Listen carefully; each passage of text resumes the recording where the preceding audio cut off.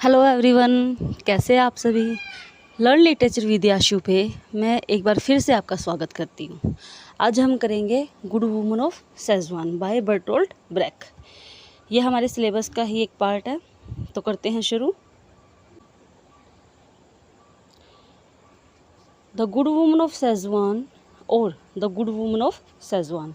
अगर आपने नोटिस किया होगा इसमें स्पेलिंग अलग है, ये हम आगे डिस्कस करेंगे इसके बारे में। Is a play written by Bertolt Brecht in collaboration with Margaret Steffin and Ruth Berlau. It was written between 1938 to 1941 when Breck was living in exile in the United States due to Nazi rule and World War II।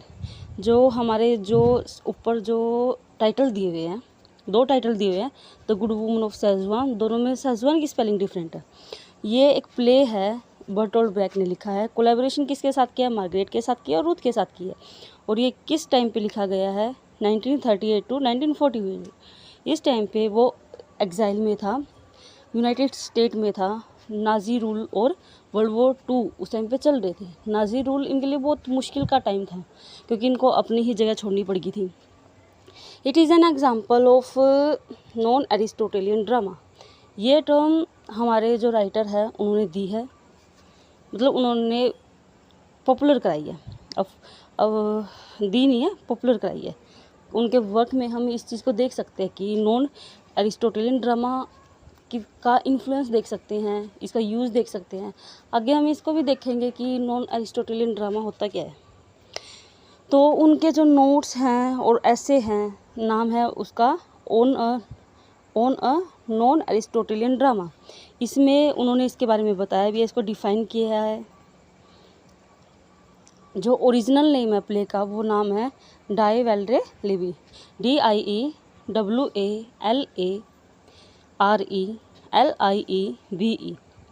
जो break ने ये play dedicate किया है अपनी wife को, Helen vagal. तो इनकी wife ना काफ़ी इम्पोर्टेंट रोल प्ले करती है इनकी लाइफ में, वो भी देखेंगे। तो बर्टोल्ट ब्रेक ने जो ये हमारा प्ले है गुड वुमन ऑफ सेजवान, ये अपनी वाइफ को डेडिकेट कर रखा है। उन्होंने कोलैबोरेशन में बनाया ये, और नाजी रूल के टाइम पे, वर्ल्ड वॉर 2 के टाइम पे लिखा है। नॉन एरिस्टोटेलियन ड्रामा का एक एग्जाम्पल है। ये चीज़ें हैं जो आपको ध्यान रखने योग्य हैं।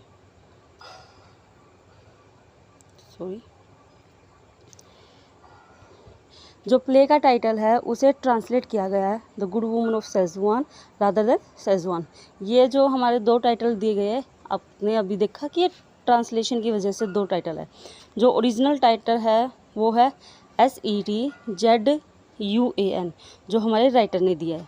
इसके अलावा प्ले राइट ने दिया, सॉरी। जिसके अलावा जो दूसरी है वो इसकी जो ट्रांसलेशन है उनमें यूज़ की गई है। जो एरिक बेंटली है, हमारा एक ट्रांसलेटर है ये, इन्होंने बताया है कि जो सेकंड वाली सेजवान की स्पेलिंग है वो एक प्रोविंस है, और जो SETZUAN ये एक सिटी की तरह है। ये हमारे राइटर ने इससे एक सिटी की तरह यूज़ किया है, जिसकी स्टोरी वो हमें सुना रहे हैं। तो हमें जो हमारा वर्क है उसमें हमें यही स्पेलिंग लेनी चाहिए। नेक्स्ट हम देख लेते हैं इसके कैरेक्टर्स के बारे में। हमारा सबसे पहला कैरेक्टर है वोंग। हमारा प्ले शुरू होता है तो हम सबसे पहले इससे ही इंट्रोड्यूस होते हैं। कैरेक्टर शुरू करने से पहले मैं आपको ये बताना चाहती हूँ कि जो हमारे कैरेक्टर्स हैं ना, इसके हमारे प्ले की सेटिंग चाइना में है, तो इसके कैरेक्टर्स के नाम भी थोड़े चाइनीज़ टाइप के होंगे, तो उनको याद करने में थोड़ी सी दिक्कत हो सकती है। लेकिन अगर आप स्टोरी को एक बार, दो बार, तीन बार, चार बार, बार बार अगर रीड करोगे, देखोगे, बार बार इसके बारे में सुनोगे, तो आपको डेफिनेटली याद हो जाएंगे। इतनी मुश्किल नहीं है, बस थोड़े से हमसे डिफरेंट है। हमारे नाम थोड़े अलग होते हैं, इनके नाम थोड़े अलग है। तो सबसे पहला जो हमारा कैरेक्टर है वो है हमारा वोंग, WONG, वोंग। ये एक पुअर वाटर सेलर है, पानी बेचता है। ये ना मतलब अलग ही कैरेक्टर है। ये एक ऐसा कैरेक्टर है, यानी कि आप इसको नरेटर भी बोल सकते हो प्ले का, काइंड ऑफ नरेटर, और चोरस भी इसको बोल सकते हो। इसके एक्शन को देख के हमारे जो 3 गॉड आते हैं प्ले के अंदर, तो वो 3 गॉड इसी के सपने में आते हैं, विजुअली भी इसके सबसे पहले इसके सामने ही आते हैं, और उनके लिए काम भी यही करते हैं। उनको कुछ काम होता है वो इसी को बोलते हैं। ये एक भला इंसान है, पर जो हमारी मेन कैरेक्टर है जिसके ऊपर हमारे टाइटल का नाम है उस जितना भला नहीं है, पर अच्छा इंसान है। और एक और इससे याद मतलब रिलेटेड है एक और बात जो आपको ध्यान रखने योग्य है, वो ये है कि जब भी ये एक वाटर सेलर है, तो पानी बेचता है। तो जिस टाइम पे बारिश होती है तो उस टाइम पे इसका काम बिल्कुल ख़त्म हो जाता है, क्योंकि बारिश के मौसम में पानी अच्छा होगा तो लोग वैसे ही इकट्ठा कर लेते हैं, वैसे लोगों के पास क्वांटिटी पूरी होती है पानी की, तो इस पे पानी कोई ख़रीदता नहीं है। तो उस टाइम पे इसका काम बिल्कुल ठप पड़ जाता है और इसका कोई घर नहीं है, ये पाइप के अंदर सोता है। इससे रिलेटेड हमें बस यही डिस्कस करना था। नेक्स्ट हमारी है सेंटे।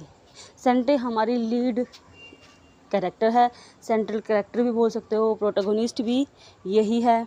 ये क्या है, हमारी एक आप बोल सकते हो बहुत गरीब है लेकिन अच्छी औरत है। ये एक प्रोस्टिट्यूट है। प्रोस्टिट्यूट से हम सोच सकते हैं, हमारे दिमाग में मतलब कोई अच्छी इमेज नहीं आती कि वो किस टाइप की औरत होगी, कैसा कुछ, लेकिन ये काफ़ी अच्छी औरत है। ये गरीब है इसलिए ये काम करी है, वैसे ये अच्छी औरत है। तो इसी वजह से ये चूज़ भी करी जाती है गॉड के द्वारा कि यही एक पूरे शहर में उनको बस एक यही औरत लगती है कि हाँ जिसको अच्छा बोला जा सकता है। नेक्स्ट है सुईता। सुईता आप बोल सकते हैं इमेजिनरी कैरेक्टर हो सकता है, बोल सकते हो। ये जो सेंटे है उसका ब्रदर है, SHUITA सुईता। ये सेंटे का कैरेक्टर ब्रदर है, कज़न है उसका। और ये एक एक्चुअली में ये एग्जिस्ट करता ही नहीं।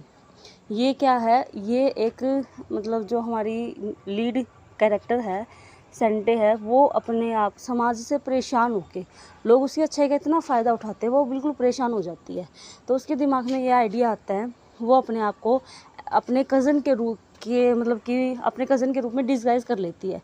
आपने 12th नाइट पढ़ा होगा, उसमें कैसे वो कैरेक्टर अपने आप को अपने ब्रदर सेबेस्टियन के रूप में अपने आप को अपना वेश बदल लेती है। ये भी वैसे ही करती है सेंटे, सुईता के रूप में अपने आप को चेंज कर लेती है, लड़की से लड़का बन जाती है समाज की नज़र में।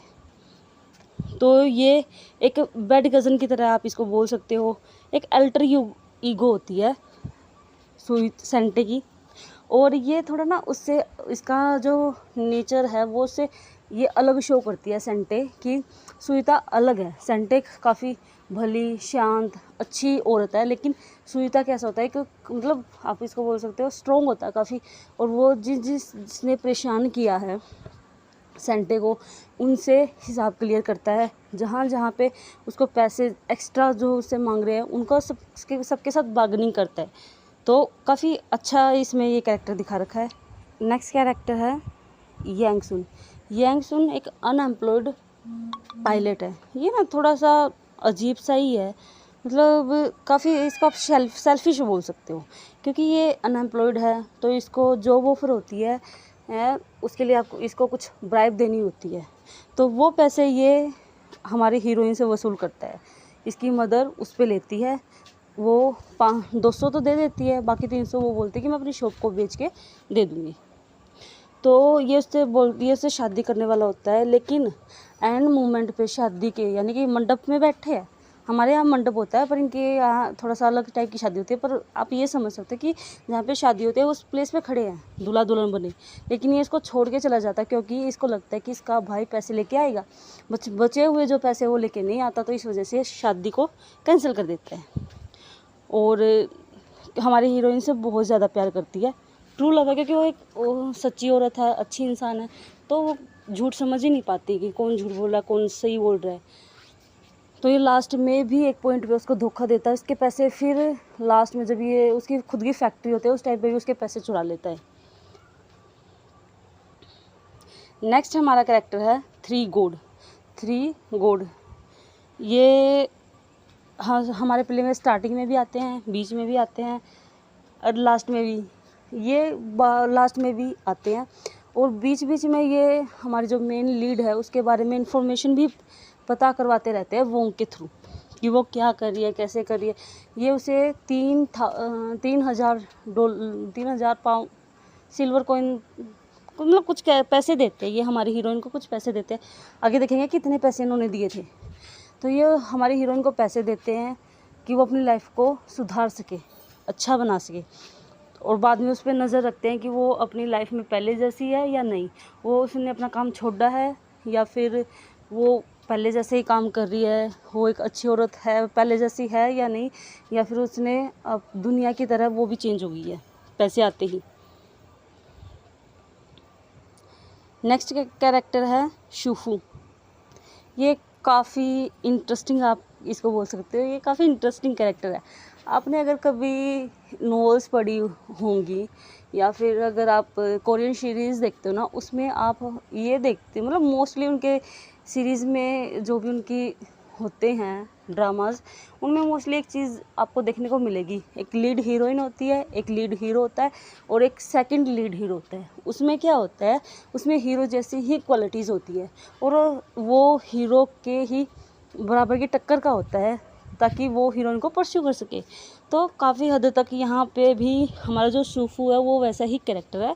ये काफ़ी वेल्दी है पहली बात तो ये क्या करता है, ये बार बार हमारी हीरोइन को अप्रोच करता है कि तुम्हारा जो भी उधार है, जो भी पैसे है, मैं सारे चुकता कर दूंगा, बस तुम मुझसे शादी कर लो। ये हमारी हीरोइन से शादी करना चाहता है, इसी अपॉर्चुनिटी में रहता है ये कि इसे शादी कर लूँ। बीच में एक बार एक पॉइंट पे जो उसकी शादी टूट जाती है तो एक पॉइंट पे इसको ये बोलता है कि ब्लैंक चेक देता है इसको कि हाँ तुम अपने सारे उधार, तुम बहुत परेशान हो रही हो तो अपने सारे उधार चुका लो, पैसे मैं दे देता हूँ। तो ब्लैंक चेक देता है, वो एक बार मना कर देती है लेकिन बाद में वो ज़्यादा परेशान होने की वजह से वो ले भी लेती है। अब आगे हमारे प्ले के जो माइनर कैरेक्टर्स हो, माइनर इसको आप बोल सकते हो, ये तो अभी तक जो थे वो तो थे मेजर जिनका बहुत सिग्निफिकेंट रोल है, अब थोड़े माइनर से है पर इम्पोर्टेंट ये भी हैं। जो सबसे पहला है मिसिज़ यांग, जो हमने अभी बताया था हमारा मेन लीड हीरो है, उसकी मदर है। उसके बाद आता है कारपेंटर एंड हिज वाइफ, और उसके बाद आता है अनएम्प्लॉयड मैन मिसिज़ मित्सू। इसके बाद आता है husband wife and their family. उनकी फैमिली में कौन कौन है ये हम आगे प्ले की समरी के टाइम पे डिस्कस करेंगे। ओल्ड मैन एंड वुमेन और पुलिसमैन, ये और अदर कैरेक्टर्स हैं जो हमारे प्ले के टाइम पे आते हैं। मुझे पता है नाम थोड़े से ट्रिकी हैं, आपको पहली बार में याद नहीं होंगे क्योंकि मुझे भी याद नहीं हुए थे। मुझे इसकी स्टोरी 2-3 बार पढ़नी पड़ी थी तब मुझे जाके ये कैरेक्टर्स याद हुए थे। तो एक बार फिर से हम कैरेक्टर के नाम देख लेते हैं। हमारा वाटर सेलर है वोंग, वाटर सेलर है हमारा वोंग, और फिर आता है हमारी हीरोइन सेंटे। उसके बाद आता है उसका इमेजिनरी ब्रदर सुइता। उसके बाद आता है उसका लवर, धोखेबाज लवर इसको बोल सकते हो, यांगसुन। उसके बाद आते हैं 3 गॉड जो उसे पैसे देते हैं। उसके बाद आता है शूफू, सेकंड लीड हीरो। उसके बाद आते हैं हमारे ये अदर कैरेक्टर्स। अब हम शुरू करेंगे हमारी स्टोरी। जब हमारा प्ले शुरू होता है तो हमारा प्ले वोंग के एक मोनोलॉग के साथ शुरू होता है। ये एक सेकंड, हमारे प्ले में सीन जो शुरू हो रहे हैं 10 सीन है। 10 सीन जो शुरू होने से पहले प्रोलॉग आता है, और प्रोलॉग में सबसे पहले जो हमारा कैरेक्टर है वोंग, जो वाटर सेलर है, जो काफ़ी गरीब है, वो एक मोनोलॉग बोलता है, उसके साथ हमारा प्ले शुरू होता है। उससे मिलने आते हैं 3 God, the first God, the second God and the third God. वो क्या करते हैं, वो उससे बात करते हैं कि हम ये देखने आए हैं कि धरती पे अभी भी अच्छाई है या फिर ख़त्म हो गया है या फिर सब लोग ही बुरे लोग बन गए। तो ये बोलते हैं कि हमें रात में ठहरने के लिए तुम्हारे शहर में हम रुकेंगे, तो हमें ठहरने के लिए एक जगह चाहिए, तो हमारे लिए वो जगह तुम अरेंज कराओगे। तो वो क्या करता है, हर घर जाके ये बोलता है कि मेरे पास ये 3 पर्सन है, क्या आप इनको ठहरने के लिए थोड़ी सी जगह देंगे। वो काफ़ी सारे घरों में जाता है लेकिन सब लोग मना कर देते कि ना भाई हम तो नहीं जगह दे सकते, सभी मना कर दे ऑलमोस्ट जिन से वो पूछता है। उसके बाद वो जाता है सेंटे के पास, जो हमारी लीड हीरोइन है, उसके पास जाता है। उसको बोलता है कि ये 3 पर्सन है मेरे पास, क्या तुम इसे अपने घर पे रख आज रात रहने के लिए जगह दे सकती हो। उस टाइम पे सेंटे कहीं बाहर जा रही थी, तो बाहर जाते हुए भी वो उनको जगह दे देती है अपने घर में, मतलब आप समझ रहे हो ना, वो घर घर खाली उस टाइम पे घर से बाहर जा रही है कुछ काम के लिए, उसके बाद भी वो उनको जगह दे देती है अब कि तुम रहो यहाँ से, और उनकी ज़रूरत की जो जो चीज़ें होती है वो सब उन्हें प्रोवाइड कराती है कि ये चीज़ आपको चाहिए तो आप ये सब ले लो, तो उन सबको ये चीज़ें प्रोवाइड कराती है। और जो वोंग है उसने, जो 3 गॉड है, इनको नहीं बताता कि एक प्रोस्टिट्यूट है, लेकिन सेंटे है वो ऑनेस्टी दिखाते हुए उनको बताते हैं कि वो एक प्रोस्टिट्यूट है, और वो ये भी बताती है कि उसको ये काम क्यों करना पड़ रहा है। वो ये भी उनके साथ डिस्कस करते हैं कि उसकी लाइफ कितनी मिजरेबल है, वो कितने दुख अपनी ज़िंदगी में देख रही है। तो मैंने आपको बताया था ना कि वोंग अच्छा इंसान है, लेकिन कुछ बात है जो वो छिपाता है भगवान से, वो ये थी, वो ये छिपाता है कि ये प्रोस्टिट्यूट है। इस बात पे आगे नेक्स्ट डे जो गॉड होते हैं वो बहुत ज़्यादा गुस्सा होते हैं वोंग से कि तुम्हें ये बात हमें से छिपानी नहीं चाहिए थी, लेकिन वो सेंटे से गुस्सा नहीं होते, उनको पता है कि एक अच्छी औरत है, ये इसने ऑनेस्टी दिखाते हुए हमें बताया है। तो जब वो नेक्स्ट डे सुबह वो जाने वाले होते हैं, तो उस टाइम पे सेंटे जो हमारी हीरोइन है वो उनसे पूछते हैं कि अच्छी लाइफ को कैसे जी सकते हैं, एक अच्छी लाइफ जीने के लिए, एक खुशहाल ज़िंदगी जीने के लिए वो उनसे पूछती है कैसे, कौन कौन से मतलब ऐसी चीज़ें होती है जिनसे हम एक अच्छी लाइफ फॉलो कर सकते हैं या फिर अच्छी लाइफ जी सकते हैं। तो इस टाइप पे जो गॉड होते हैं वो कंफ्यूज होते हैं, वो इसका आंसर उसको नहीं दे पाते कि एक अच्छी लाइफ कैसे जी सकते हैं। तो इसके बाद वो उसको पैसे देते हैं $3000। मैंने अभी आपको स्टार्टिंग में बताया था ना, वो उसको कुछ पैसे देते हैं, वो $3000 होते हैं। उस टाइम पे $3000 एक बहुत बड़ी रकम होती है, आप छोटी मत मानना। तो इसके बाद ये तो था हमारा प्रोलोग के बाद हमारा सीन 1 शुरू होता है। सीन 1 शुरू होता है एक मोनोलॉग के थ्रू। वो बोलती है हमारी सेंटे, एक्सप्लेन कर रही होती है हमारी ऑडियंस को कि जब गॉड ने उन्हें पैसे दिए, उस लड़की को पैसे दिए, तो उसने उस पैसे से टोबैको शॉप खरीद ली। अब जो कि किससे खरीदी थी, मिसिज सिन से। शायद इस कैरेक्टर को मैं पहले आपसे इंट्रोड्यूस करना भूल गई हूँ। मिसिज कैरेक्टर कौन है, मिसिज शिन वो कैरेक्टर हैं जिनसे हमारी हीरोइन ने अपनी शॉप खरीदी थी, उसकी शॉप थी, वो हमारी हीरोइन ने खरीदी थी जब भगवान ने उसको पैसे दिए थे। तो इसके बारे में आप लोगों ने जान लिया। तो इसके बाद क्या होता है, एक फैमिली होती है।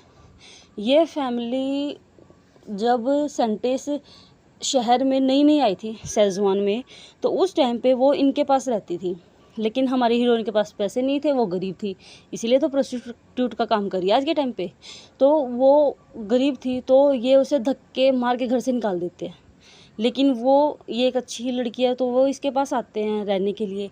पहले तो हस्बैंड वाइफ आते हैं, तो पहले हस्बैंड आता है, फिर उसकी वाइफ आती है, फिर पूरी फैमिली आ जाती है बाद में 8 लोगों की। तो उसकी फैमिली में कौन कौन है, वाइफ है, हस्बैंड है, नेफ्यू है, ब्रदर है, सिस्टर इन लॉ है, ग्रैंडफादर है, नाइस है, और द यंग बॉय है। सबके नाम के आगे द है, जैसे the husband, the wife, the brother, the sister in law, the grandfather.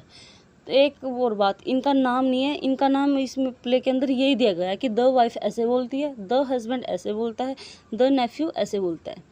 तो ये 8 लोगों की फैमिली है। धीरे धीरे करके ये उसके घर पे सारे के सारे ही शिफ्ट हो जाते हैं, लेकिन हमारी हीरोइन तो रही एक अच्छे दिल वाली औरत, तो वो इनको रख लेती है और इनको भगाती नहीं है। इसके बाद एक आता है अनएम्प्लॉयड मैन। हमारी हीरो गरीब है, उसके पास रोज़गार नहीं है, वो हमारी हीरोइन से एक सिगरेट मांगता है तो उसको दे देती है, जिसके वो पैसे भी उसको वापस नहीं देता। इसके बाद हमारे पास हीरोइन के पास आता है कारपेंटर उससे मांगता है $1000।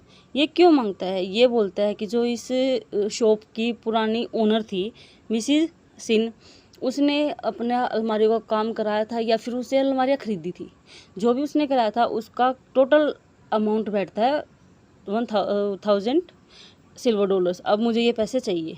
तो हमारी हीरोइन इससे आर्ग्यू नहीं करती कि इतने पैसे थोड़ी नहीं होते हैं या फिर ऐसा कुछ नहीं करती। वो उसको बोलती है ठीक, अभी तो मेरे पास इतने पैसे नहीं है, मैं इतनी ज़्यादा अमीर नहीं हूँ, लेकिन धीरे धीरे मैं तुम्हारे पैसे तुम्हें दे दूँगी, धीरे धीरे करके। इसके बाद नेक्स्ट कैरेक्टर आता है मिसिज मिजू। ये हमने माइनर कैरेक्टर्स में देखा था, ये है उसकी लैंड लेडी जिसके घर पे वो रह रही थी। ये आती है और हमारे हीरोइन से अगले 6 मंथ का रेंट एडवांस में मांगती है कि मुझे इतने पैसे चाहिए, भाई मुझे दे दो। तो इससे ना हमारी हीरोइन इतनी परेशान हो जाती है। क्यों? क्योंकि मतलब एक वो अच्छी औरत है, वो मना नहीं करी, तो इसका ये मतलब नहीं कि उसके सिर पे चढ़ जाओ सारे सारे। पहले उसको वो पूरी फैमिली परेशान करती है, उसके घर में ही आके डेरा डाल लेती है। उसके बाद अनएम्प्लॉयड मैन आता है, कारपेंटर आता है, मिसेज मिजू आती है, इतने सारे लोग उसे परेशान कर रहे होते हैं। तो इस हमारे फर्स्ट सीन की एंडिंग होती है, ये कोट आप ध्यान से याद रखना, 2-3 बार इसको अच्छे से रीड कर लेना। The little lifeboat is swiftly sent down, too many men too greedily hold on to it as they drown. एक बार फिर से इसको मैं रिपीट कर रही हूँ, आपको ध्यान से याद रखना है इसको। The little lifeboat is swiftly sent down, too many people too greedily hold on to it as they drown. इसके बाद आता है ब्रेक, जिसको हम, जो कि इंटरल्यूड है। इंटरल्यूड क्या होता है? जब हमारे सीन चल रहे होते हैं प्ले के अंदर, तो बीच में एक छोटे से ब्रेक के टाइम पे, मतलब एक छोटा सा ब्रेक होता है, उसमें कोरस भी हो सकता है, कुछ भी आ सकता है, स्टोरी मतलब नरेटर भी आता है। मतलब आप समझ सकते हो ना कि प्ले के सीन नहीं चल रहे होते, जस्ट एक मतलब कोई पर्सन आता है, वो बता रहा है कि हाँ ऐसे हुआ, वैसे हुआ, वैसे, मतलब वो ओरली बताता है। ये प्ले पे मतलब सीन वो दिखाते नहीं है स्टेज पे, ओरली बोलते हैं, वो इंटरल्यूड के टाइम पे होते हैं। तो इंटरल्यूड में हमें बताया जाता है कि गॉड इंस्ट्रक्ट करते हैं वोंग को, कि पता करते हैं कि सेंटे के लिए, कि जो हमने सेंटे को पैसे दिए हैं, उस पैसे से उसने अपनी लाइफ कैसे चेंज की है, क्या उसने अपना जो वो पहले काम करती थी वो काम छोड़ा या नहीं छोड़ा, ये उसने अपना लाइफस्टाइल कैसे चेंज किया है, और उसे वो अभी भी पहले की तरह भलाई के काम करती है या फिर चेंज हो गई है पैसों को देख के।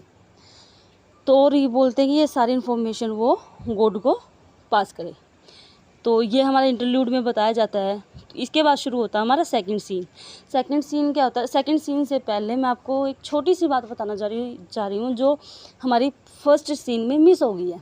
वो ये है कि फर्स्ट सीन के एंड में जब हमारी हीरोइन बिल्कुल परेशान हो जाती है ना, तो उस टाइम पे द वाइफ उसको एडवाइस करती है कि मेरे ख्याल से तुम्हें अपने ब्रदर को बुला लेना चाहिए, जो खड़ूस सा हो, जो थोड़ा स्ट्रॉन्ग हो और सभी लोगों को हैंडल कर सके, या फिर तुम डिस्गाइज कर लो, खुद को वेश बदल लो अपना। तो सेंटे को यहीं से आइडिया आता है सुईता बनने का।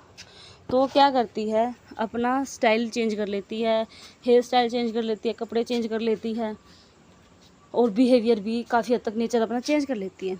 तो वो बन जाती है डिस्गाइज, मतलब एक लड़के के रूप में बन जाती है। उसका नाम यहाँ से होता है सुईता। तो इसमें क्या होता है, प्ले के स्टार्टिंग में जो मतलब सीन की स्टार्टिंग में क्या होता है, जो जब वो आता है तो एक एक इंसान से डील करता है। हस्बैंड, ये पूरी फैमिली थी ना, हस्बैंड, वाइफ, ग्रैंडफादर, ये जितने 8 लोग थे, ये ना गलत कामों में इन्वॉल्व थे। ये 8 लोग गलत कामों में इन्वॉल्व थे। जो हस्बैंड यंग को, बॉय को, अपने बच्चे को पास की बेकरी से ब्रेड चोरी करने के लिए भेजता है। और जैसे वो ब्रेड चोरी करके आता है तो हमारा सुईता, जो कि सेंटे ही थी, सुईता जो अपने भाई कज़न के रूप में उसने अपना हुलिया चेंज किया था, वो पुलिस को फ़ोन कर देती है। यहाँ पे आता है फिर पुलिसमैन, और पुलिसमैन के सामने जो हस्बैंड और वाइफ हैं वो अपने बेटे को ही पहचानने से मना कर देते हैं कि हम नहीं जानते भाई इसको, ये कौन है जो ब्रेड चोरी करके लाया, हम इसको नहीं जानते। तो वो मना कर देते हैं। यहाँ पे आती है एक ओल्ड वूमन। वो जब सेंटे से बात कर रही हो, सुईता की शॉप पे आती है तो उनसे बात करती है। वो उनकी शादी को 40 साल हो गए हैं। ओल्ड वूमन, उसके हस्बैंड है ओल्ड मैन। इनका भी कोई नाम नहीं दिया गया, यही नाम हम प्ले में यूज़ करेंगे, old woman and old man. तो ओल्ड वूमन की शादी को 400 नहीं 40 400 साल किसकी शादी रहती है, 40 साल उनकी शादी को हो गया है और वो उसको आज सेलिब्रेट करे थे। ये हमारा था सीन नंबर 2। आपको ना पेपर जो चल रहा होता है, पेपर में हर सीन का आपको याद रखना कि इस सीन में क्या दिया गया, उस सीन में क्या दिया गया, सारे सीन आपको याद रख। आपको ना ये चीज़ ध्यान रखनी होगी कि जैसे ओल्ड वुमेन कौन से सीन से प्रेजेंट हुई थी, सॉरी मतलब कौन से सीन से आई थी हमारे प्ले के अंदर, या फिर ओल्ड मैन कौन से सीन में आए थे, या फिर जैसे कोई क्वेश्चन ये आ सकता है कि जो यंग बॉय है वो ब्रेड चोरी करके लाता है, वो कौन से सीन में आती है चीज़। हमें मेन इंसिडेंट को याद रखना कि कौन से सीन में कौन सा इंसिडेंट हुआ था। नेक्स्ट हमारा सीन है सीन नंबर 3। इसमें क्या होता है, इसमें एक नया कैरेक्टर इंट्रोड्यूस होता है जो कि हमारा मेन लीड है, यांग सुन। यांग सुंग एक अनएम्प्लॉयड पायलट है, वो पार्क में होता है, वो सुसाइड करने की कोशिश कर रहा होता है। तो उस टाइम पे क्या होता है, उस टाइम पे वो मिलता है सेंटे से।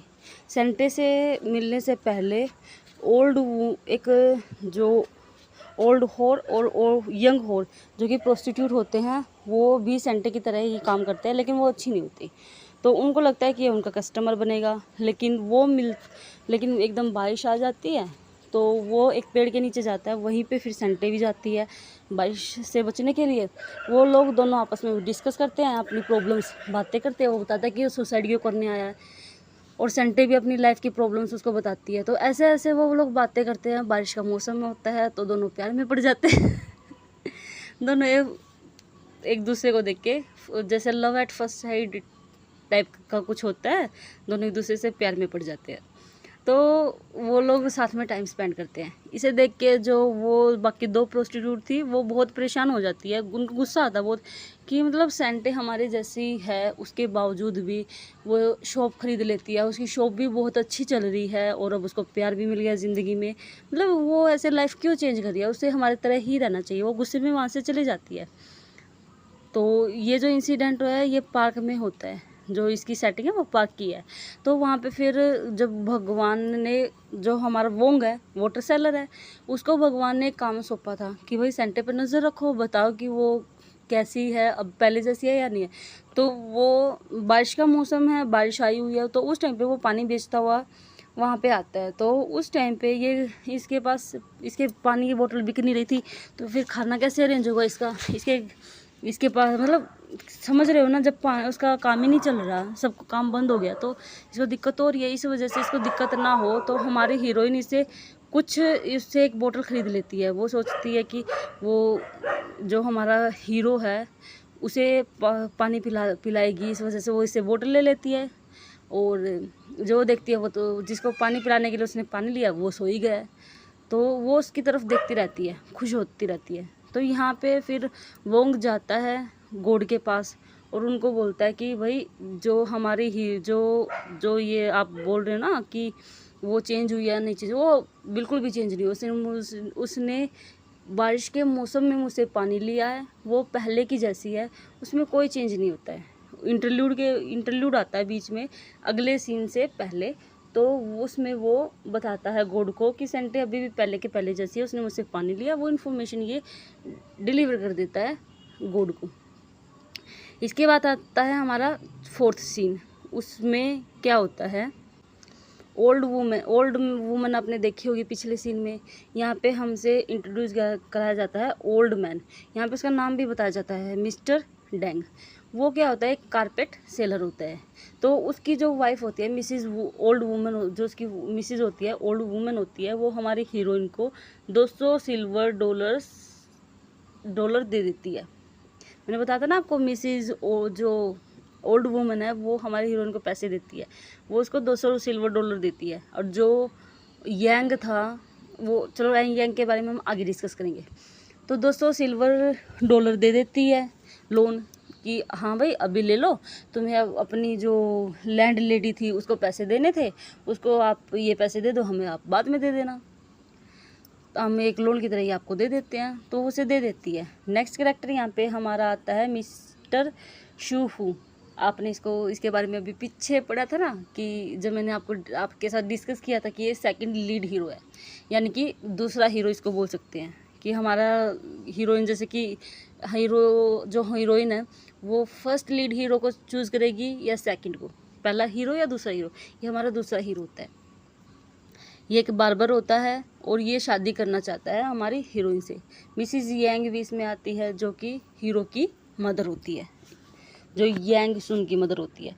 वो हमारी हीरोइन से बात करती है कि हम जो यांग सुन है उसे पिकिंग में जॉब मिल गई है, लेकिन क्या होगा, उसे जॉब से पहले, एयरफील्ड में जॉब से पहले उसे $500 देने होंगे। $500 या फिर 500 सिल्वर डॉलर्स उसे देने होंगे वहाँ पे एज अ ब्राइब। उसके बाद ही वो वहाँ पे ज्वाइन कर सकता है। उसे ऑफर आई है। तो हीरोइन क्या होती है, वो काफ़ी इमोशनल तो है ही और अच्छी भी है। तो वो क्या बोलती है कि जब मैं इससे मतलब प्यार में हूँ तो आगे जाके हम शादी भी करेंगे, तो मेरा वो इसका ही है। तो वो क्या करती है, जो उसने, और उसको ये लगता है कि हाँ उसे इसकी हेल्प करनी चाहिए जॉब के लिए, ताकि ये जो सैडनेस है उसके अंदर वो ख़त्म हो जाए। तो इस वजह से वो क्या करती है, जो उसने लैंड लेडी को देने के लिए उधार लिया था $200 सिल्वर, वो उसकी मदर को दे देती है, मिसिज यांग को दे देती है। और बोलती है बचे हुए जो $300 है वो अपनी शॉप को बेचने के बाद देगी। तो यहाँ पे ये फिर सीन कट होता है। हमारा सीन हो गया पूरा। नेक्स्ट सीन में क्या होता है, जो बार्बर होता है शूफू ओवरसीज पायलट यांगसन, यहाँ पे आप इसको मतलब यहाँ पे क्या होता है, शूफू है वो हमारी हीरोइन को प्रपोज करता है कि भाई मैं तुमसे शादी करना चाहता हूँ और इसके लिए मैं तुम्हारे जितने भी कर्ज है जो तुम्हें देने वो सब भी मैं खुद दे दूँगा, बस तुम मुझसे शादी कर लो, ये ऑफ़र देता है। दूसरी ओर है हमारा पायलट यांग सुन है, वो बोलता है कि भाई तुम मुझसे शादी कर लो। वो उसको काफ़ी इमोशनली ब्लैकमेल करने की कोशिश करता है कि मैं तुमसे प्यार करता हूँ, ये वो, हमने साथ में टाइम स्पेंड किया है, मैं तुम्हारे साथ अपनी ज़िंदगी गुजारना चाहूँ, काफ़ी इमोशनल उसको ब्लैकमेल करता है। तो इसके बाद जो हमारी हीरोइन है वो यांग सुन को चूज़ कर लेती है, क्योंकि उसको लगता है भाई मैं इससे प्यार भी करती हूँ और लाइफ भी मैं इसके साथ अच्छी स्पेंड कर सकती हूँ, तो इसे चूज़ कर लेती है। इसके बाद अगले सीन से पहले आता है इंटरल्यूड का टाइम। इंटरल्यूड में क्या होता है, मिक्स फीलिंग होती है सेंटे की, गिल्ट और जॉय की। यानी कि उसको गिल्ट तो है कि उसने सूफू को रिजेक्ट कर दिया, और उसको खुशी इस चीज़ की है, नहीं गिल्ट इस चीज़ का नहीं है, सॉरी, उसको गिल्ट है कि उसने जो पैसे तो लिए थे ओल्ड वुमन से अपना कर्ज चुकाने के लिए, कर्ज नहीं, वो अपने लैंडलेडी के पैसे देने के लिए, लेकिन उसने वो दे तो दिए हैं यंगसुन को, और खुशी उसको इस चीज़ की, उसको उसकी ज़िंदगी का प्यार मिल रहा है, खुशियाँ मिल रही हैं। तो इसके बाद हमारा नेक्स्ट सीन में आता है हमारा वेडिंग का डे। मैंने बताया था ना उस टाइम पे, अब भाई वेडिंग के टाइम पे ही दूल्हा आ गया, दुल्हन आ गई और सारे रिश्तेदार आ गए, पर कौन नहीं आया, वो उसका भाई नहीं आया। भाई कैसे आ सकता है, या तो बहन प्रेजेंट होगी या फिर भाई प्रेजेंट होगा, क्योंकि दोनों है तो एक ही इंसान। और जो यांगसुन की मदर है वो वेट कर रही थी कि उसका भाई आएगा और वो बाकी के पैसे देगा और फिर हम शादी करेंगे पूरी, लेकिन वो आता नहीं है, तो शादी वो कैंसिल कर देते हैं। साहब पहले प्रिस्ट जाता है, बाद में सारे मेहमान वहाँ से चले जाते हैं। तो ऐसे ये शादी बेचारी अधूरी रह जाती है, हमारी हीरोइन का दिल टूट जाता है। इसके बाद क्या होता है, एक प्रलूड फिर से आता है। नेक्स्ट सीन से पहले गॉड है वो विजिट करते हैं वोंग के ड्रीम में एक बार फिर से। हमारे पूरे प्ले में गॉड जब भी आते हो, तीनों God, first God, second God, third God, वो तीनों के तीनों हमारा जो एक वोंग कैरेक्टर है इसी के सपनों में आते हैं। वो फिर से एक बार आते हैं और वो जब उस टाइम पे वो वोंग बोलता है कि भाई हमारी जो हीरोइन है वो काफ़ी परेशान है अपनी ज़िंदगी में, आपको उसकी मदद करनी चाहिए।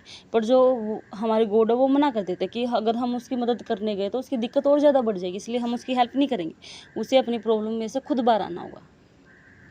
इसके बाद अगला सीन, शादी टल गई है, कैंसिल हो गई है, और हमारी सेंटे को पता लगता है कि वो प्रेग्नेंट है यंगसुन से। तो वो ये चीज़ उसको वोंग को भी बताती है कि वो प्रेग्नेंट है, पर वो उसको मना कर देती है कि भाई अभी उसको मत बताना तुम।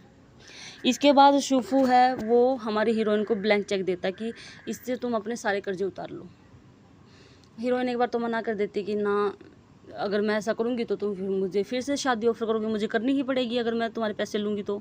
लेकिन फिर वो बाद में फिर से उसको बोलता है कि हाँ नहीं नहीं ऐसी कोई बात नहीं है, तुम ले लो पैसे, कोई दिक्कत नहीं है। तो हीरोइन ज़्यादा परेशानी में थी तो इसलिए वो पैसे ले लेती है।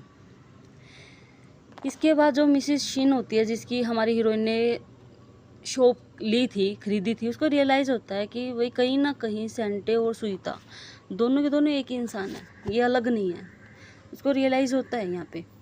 इसके बाद फिर से एक इंटरल्यूड आता है जिसमें फिर से वो गोल्ड को बोलता है कि आपको हीरोइन की सेंटे की हेल्प करनी चाहिए। गोल्ड फिर से मना कर देती है।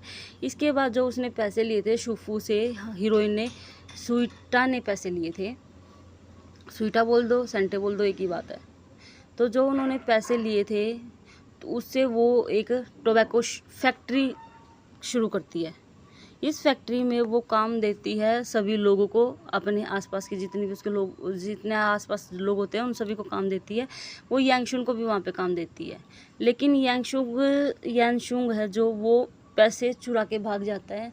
तो इसके बाद वो पुलिस को इन्फॉर्म करती है कि भाई इस इंसान ने मेरे पैसे चुरा लिए। पुलिस आती है और उसको पकड़ती भी है, लेकिन तब तक उसके पैसे खर्च हो चुके होते हैं। तो इसलिए एज ए पनिशमेंट उसे सुनीता की फैक्ट्री में काम करना होगा। तो उसको वहाँ पे काम पे लगा देते हैं कि जब तक उसके पैसे पूरे नहीं होंगे वो वहाँ पे फ्री में काम करेगा।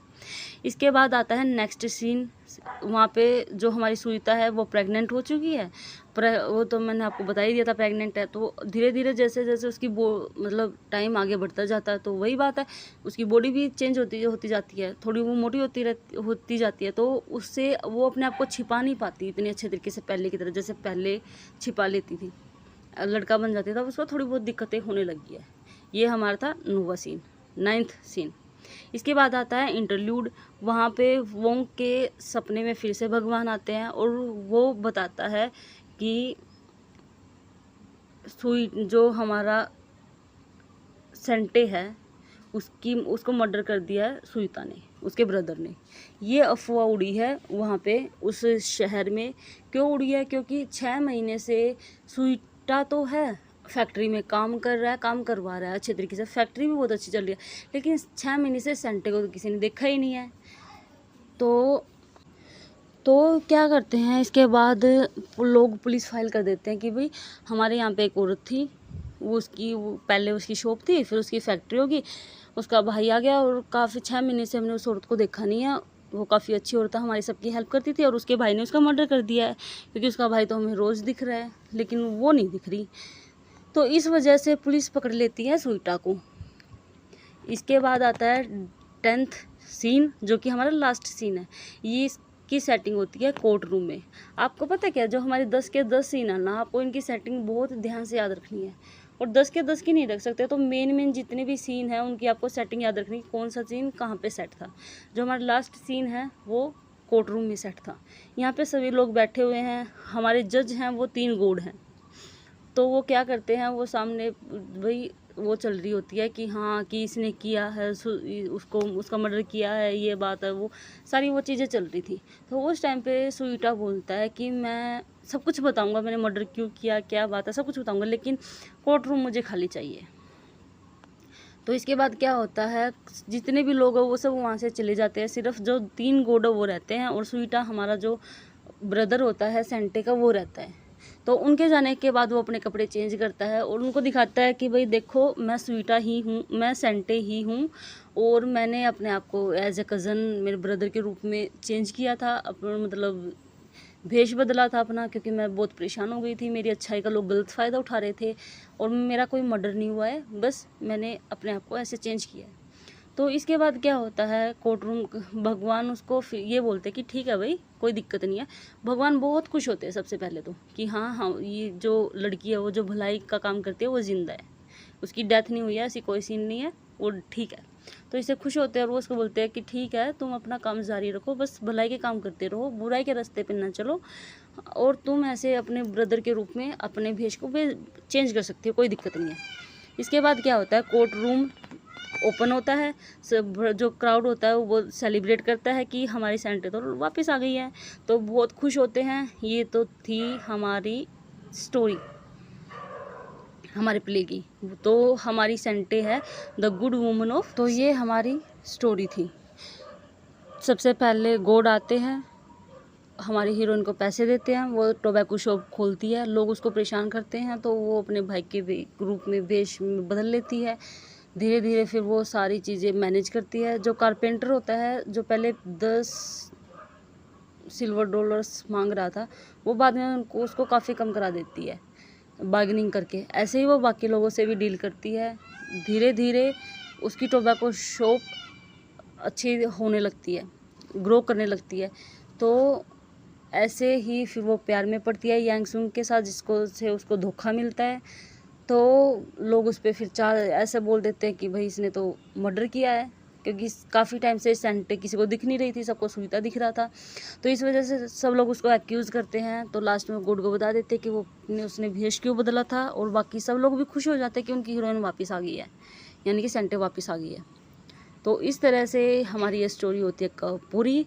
और नेक्स्ट वीडियो में हम इसके एमसीक्यू करेंगे, और इसके हम एमसीक्यू हम इस तरीके से करेंगे कि हमारा प्ले स्टार्टिंग से एंडिंग तक सब कुछ कवर हो जाए। वैसे तो मैंने मेन पॉइंट्स सारे इसमें ऐड किए हैं, लेकिन फिर भी अगर कोई रह गया होगा तो एमसीक्यू में कवर हो जाएगा। एग्ज़ाम में आपका कुछ नहीं छूटेगा। बस तो अच्छी तैयारी कीजिए।